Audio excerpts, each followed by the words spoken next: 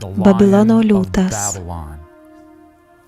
Jeremijo knyga 50:17 sako: Izraelis išblaškyta kaimenė, vaikoma liūtų. Galop Babilono karalius Nebukadnezaras graužė jo kaulus.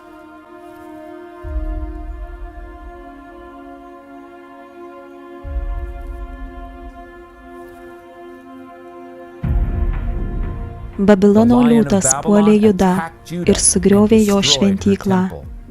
Tada Jeremijas paskelbė: atskuba skelbti viešpaties, mūsų Dievo keršto už jo šventyklą. Atlyginkite jam pagal jo darbus. Elkitės su juo, kaip jis elgėsi su kitais. Dėl viešpaties pykčio Babilonas taps negyvenamas ir visas virs tyrais. Būdamas krikščionis ir archeologas, žinodamas Biblijos pranašystės apie Babiloną, visada norėjau aplankyti šią vietovę. Daugelį metų bandžiau gauti vizą, tačiau nesėkmingai, kol galiausiai Dievas atvėrė duris.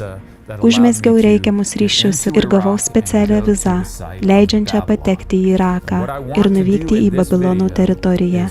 Šiame vaizdo įraše noriu Jums parodyti, ką ten mačiau, kai Babilono miestas atrodo šiandien.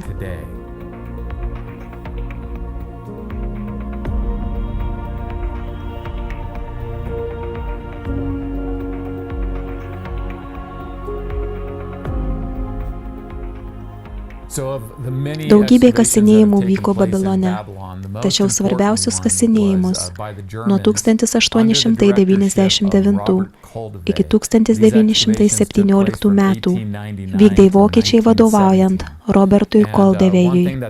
Vienas iš pagrindinių šių kasinėjimų objektų buvo miesto sienos. Jų kasinėjimų raportuose pateiktas planas, kuriame nubrėžti miesto sienų kontūrai ir tai pažymėtų senovės Babilono ribos. Tai yra labai svarbu, tuo atveju, kai keliame klausimą, kur išsipildė pranašystės apie Babiloną. Pranašystės buvo skirtos konkrečiai miestui apribotam sienomis. Vadinasi, viskas, kas yra sienų viduje, patenka į tų pranašysčių taikymo sritį, o kas yra už miestų sienų ribų, nepatenka. Taigi aš pasitelksiu Koldevėjaus planu iš jo kasinėjimo ataskaitų, kuriame yra parodytas miesto išdėstymas ir vaizdais iš viršaus, kad pabandyčiau Jums pademonstruoti miesto ribas ir kaip senovės Babilonas atrodo šiandien. Šie rūmai ant dirbtinio kalno pastatyti buvusio Irako diktatoriaus Sadamo Huseino. Dabar jie apleisti, tačiau mūsų tikslams jie tarnauja kaip orientyras, kurį galima pamatyti iš skirtingų šio didžiulio miesto taškų. Raudona tašku pažymėta vieta Koldevėjaus plane. Būtent čia gerokai vėliau savo rūmus pastatydino Sadamas Huseinas. Pirmoji mūsų kameros padėtis yra čia, žvelgiant į šiaurę.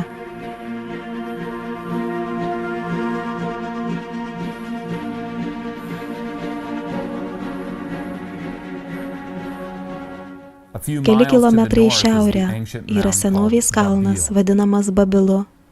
Įžymi šiauriausią miesto sienos dalį ir atitinkamai šiaurinę Babilono ribą. Kitai kameros pozicijai keliausime į Babilo kalną ir žvelgsime atgal į priešingą pusę. Apačioje matome Babilo kalno griuvėsius. Tolumoje pietuose dabar galima pamatyti Sadamo rūmus. Pasisukę į kairę, dabar žiūrime į pietryčius. Atkreipkite dėmesį į šalia rūkstantį dūmų stulpą. Iš šios vietos galima pamatyti rytinės Babilono miesto sienos liniją. Tai yra rytinė Babilono riba. Mūsų kitai kameros pozicijai keliausime į pietrytinį Babilono kampą, kur rytinė siena kertasi su pietinė siena. Toliau matyti įtvirtinto Babilono pietrytinis kampas, kuriame miesto pietinė siena kertasi su rytinė siena.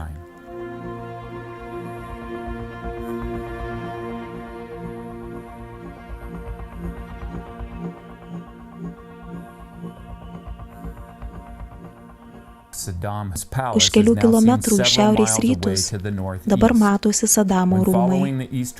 Toliau keliaujant į šiaurę rytinę miesto sieną, galiausiai sutinkame rūkstantį dūmų stulpą ir Babilo kalną.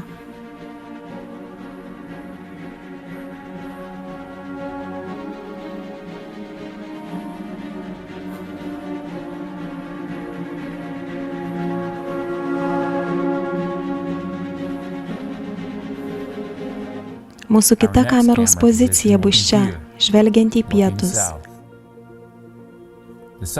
Pietinę ribą žymi negyvenamo žemės pakraštys. Šiuolaikinis miestelis fone yra miesto sienos pietinėje pusėje. Vadinasi, už senovės Babilono ribų. XIX amžiaus pabaigoje, Koldevėjos plane, pažymėtos kaimo vietovės. Per 1000 metų Eufrato upės vaga keitėsi. Čia matoma senoji upės vaga. Plane pažymėti kaimai, iš kurių kai kurie tebeegzistuoja ir šiandien, yra senoje upės vagoje. Vadinasi taip pat už miesto sienų ribų. Sadamas Huseinas pasistatė savo rūmus senojoje upės vagoje, toje vietoje, kur plane pažymėta Daika kaimas. Tačiau kaip ir Koldevėjos kasinėjimų laikais, taip ir šiandien. Senovės Babilono miesto sienų viduje nėra jokio miesto ar kaimo. Senovės miestas tebestovi apleistas ir negyvenamas. Vienas dalykas, ko mus moko Babilono miesto sienos, yra tai, koks didžiulis buvo šis senovės miestas. Aš įpratęs stovėti ant griuvėsių kalvų vadinamų teliais, Izraelyje ir Jordanijoje, kurios reprezentuoja patį miestą. Tačiau Babilonas toks didžiulis, kad stovint ant griuvėsių kalno sunku suvokti viso miesto mastą.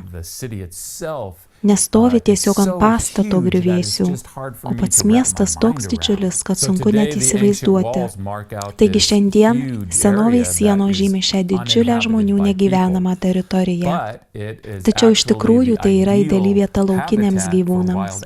Tai buvo tarsi apsilankymas archeologinėje vietoje ir laukinės gamtos prieglobstyje viename.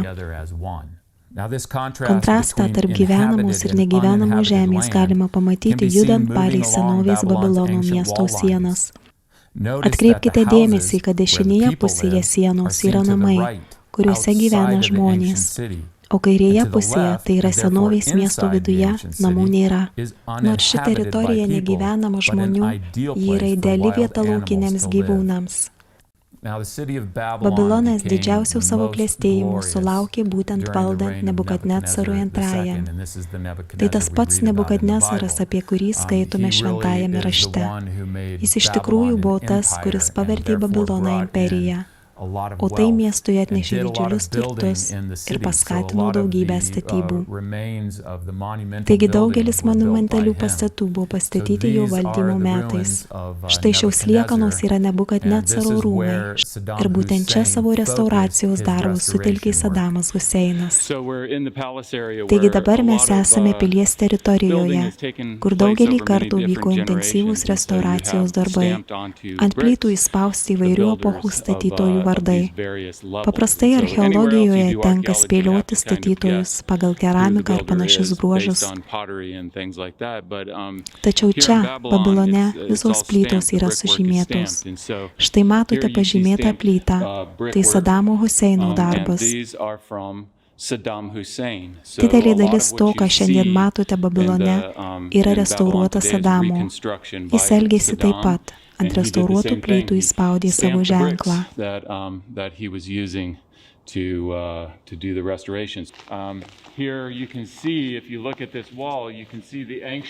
Šioje sienoje galite pamatyti senovinės plytas, o virš jų restauracija.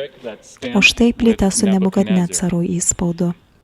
Taigi svarbu pabrėžti, kad nors Sadamas Huseinas daug restauravo Nebukadnecaro rūmus ir jų apylinkes, tačiau tai nereiškia, jog jie buvo naudojami. Rūmai nebuvo gyvenami. Restauracijos darbai buvo atlikti tik pačiuose griuvėsiuose, už restauruotų vietų, kurias tvarkė Sadamas Huseinas. Miestas tebegulė apleistas taip pat, kaip ir pastaruosius 1000 metų. Toliau einant senovinių procesijų keliu, matome Nebukadnecaro rūmus.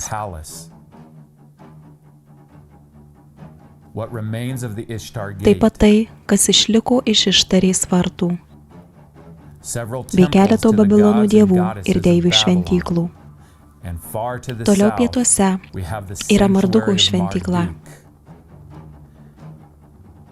Tai viskas, kas liko iš kadaise didžiausios šventyklos dominavusios mieste. Babiloniečiai tikėjo, kad Mardukas yra dievų karalius. Šventyklą sudarė 2 dalys – Ziguratas bokštas ir apatinė šventykla, kurioje stovėjo didžiulė auksinė Marduko statula soste.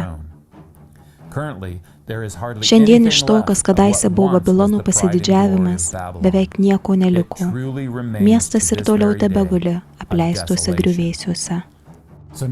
Taigi dabar, kaip apžvelgėme, kaip Babilonas atrodo šiandien, galime atkreipti dėmesį į Izaijo 13 ir Jeremijo 50 skyriuose pateiktas pranašystės ir išsiaiškinti, ar jos išsipildė istorijoje. Taigi, Izaijo 13 sako: Babilonas, karalysčių pažiba, chaldėjų šlovė ir pasididžiavimas, bus Dievo sunaikintas, kaip Sodoma ir Gomora. Niekas jame nebeįsikurs, niekas nebegyvens per kartų kartas.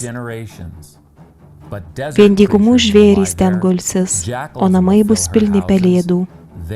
Dykumų žvėrys stūgaus jau rūmuose, šakalai kauks jau puošniuose menyse. Jeremijo 50:39 sako: Tad gyvens ten laukiniai žvėrys su hienomis. Niekada jame nebegyvens žmonės. Niekas nebesikurs jame per amžius.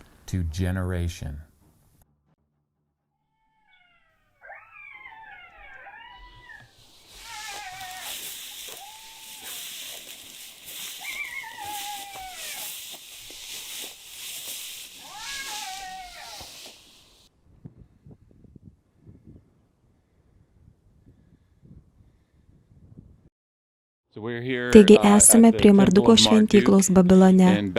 Vienas dalykas, kurį noriu Jums parodyti, einant čia matome laukinių gyvūnų pėdsakus. Zigzagais vingiuojančius visoje šventyklos teritorijoje ir šioje didžiulėje apleistoje vietoje. Aišku, kadangi vieta apleista, joje knibždėte knibžda laukinių gyvūnų. Pėdsakai tiesiog visur, kai kuriuos matėme vakar. Ši vieta tiesiog pilna laukinių gyvūnų. Seku laukinių gyvūnų pėdsakais.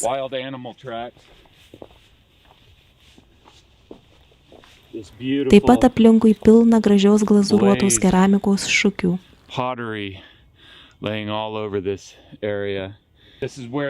Būtent čia jie aptiko dalį Marduko šventyklos. Taigi nematome jokių pastatų liekanų, nes ši vieta taip ilgai buvo apleista, kad lietus nuplovė nuosėdas nuo viršaus ir šonų, taip uždengdamas viską, ką jie atkasė kasinėjimų metu.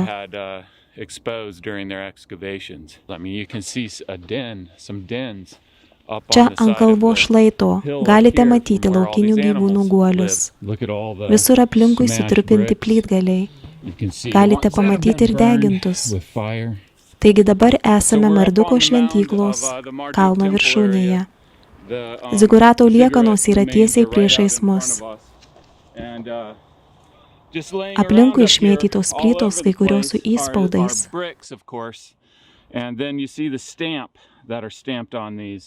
Štai dar viena plyta su įspaudu.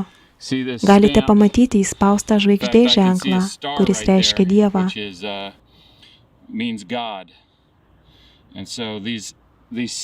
Tokių plytų su įspaudais čia pilna.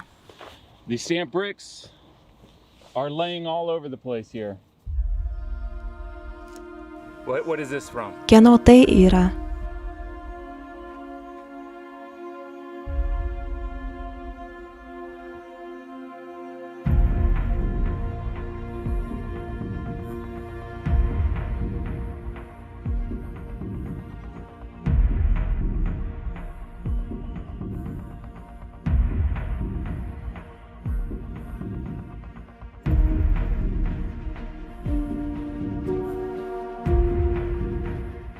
Būnant Babilone, susipažinau su vyriškiu iš netoliese esančių kaimų.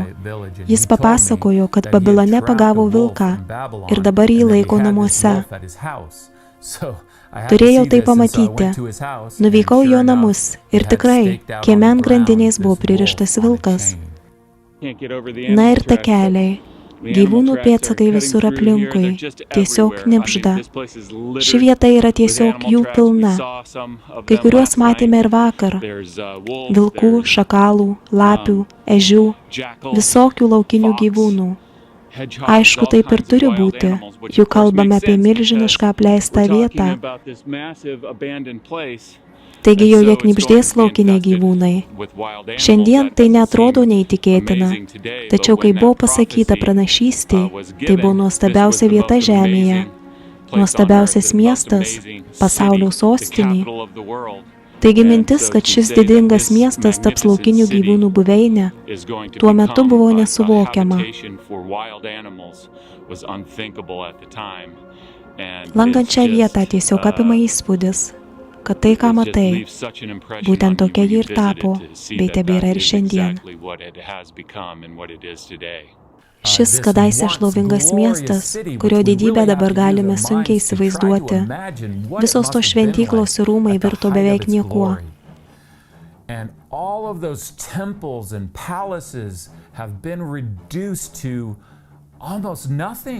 Tiesą pasakius, anksčiau nesu lankęsis tokioje vietoje, kuri kadaise buvo tokia didinga, o laikui bėgant taip smarkiai sunyko. Ziguratas, Marduko šventykla, kur kadaise soste sėdėjo Marduko aukso statula. Kas gyvena tose vietose šiandien? Lapės, pelėdos, šakalai, hienos, vilkai. Tai visiška tiesa. Ir sąžiningai pasakius, man tai kelia Dievo baimę.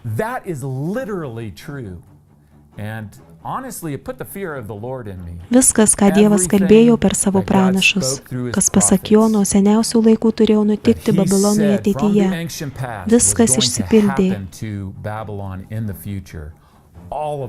Šiandieninis Babilonas gal ir neatrodo įspūdingai, nes jis yra nuniokota vieta, knibždanti laukinių gyvūnų, tačiau iš tikrųjų jis yra šventojo rašto autoriteto liudijimas.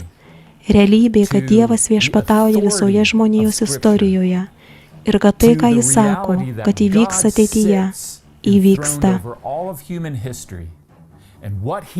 Kadangi viskas išsipildė, kas mūsų praeityje, taigi viskas, kas dar turi įvykti mūsų ateityje, galime būti tikri, tai įvyks būtent taip, kaip Dievas yra pasakęs.